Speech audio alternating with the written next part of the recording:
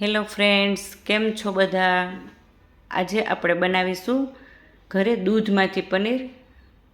તો આ પનીર બનાવવા માટે મેં અહીં 1 લીટર ફૂલ ફેટ દૂધ લીધું છે. દૂધ થોડોક ગરમ થઈ જાય એટલે કે સપત અને થોડી ઉફાણો આવવાની તૈયારીમાં થઈ જાય એટલું દૂધ થાય એટલે હવે હું એમાં 1 ચમચી લીંબુનો રસ એડ કરીશ. ત્યારબાદ ચમચાથી હું એને કન્ટિન્યુ મીડિયમ ફ્લેમ પર હલાવતી રહીશ. આ રીતે તમે 1 મિનિટ માટે કન્ટિન્યુ હલાવશો એટલે દૂધ ફાટી જશે અને એમાંથી પનીર બનવા લાગશે.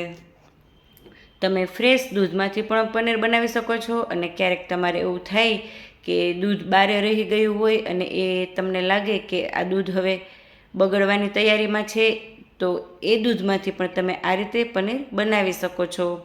અને જો તમે સ્પેશિયલ દૂધ લઈને બનાવો તો હંમેશા દૂધ જે છે એ ફૂલ ફેટવાળું જ લેવું એટલે પનીર એમાંથી સારું એવું બનશે.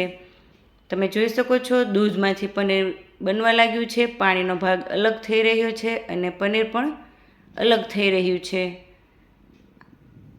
આ રીતે હવે હું આ પનીરને જે આ દૂધમાંથી પાણી થયું છે એ પાણીમાંથી આ ચારણીમાં અલગ પાડી લઈશ અને 2 થી 3 પાણી વડે હું પનીરને ધોઈ લઈશ. ત્યારબાદ પનીરને એક પ્લેટમાં લઈ લઈશ અને હથેળીથી ખૂબ સારી રીતે એને હું મસળી લઈશ. પનીરને ખૂબ મસળવું જરૂરી છે એટલે પનીર જે છે એ એકદમ સરસ સ્મૂધ થશે. અત્યારે આ પનીર છે એ થોડું દાણેદાર દેખાઈ રહ્યું છે. આ રીતે કન્ટિન્યુ એને થોડીવાર મસળશો એટલે એ એકદમ સરસ સ્મૂધ અને લીસું સાથે સાથે પ્લફી થઈ જશે.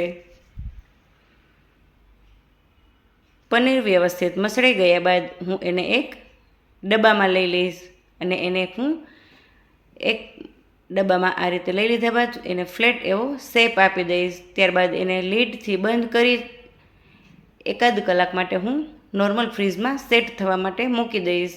કલાક જેવો સમય થઈ ગયો છે. તમે જોઈ શકો છો પનીર સરસ સેટ થઈ ગયું છે ડબ્બામાં.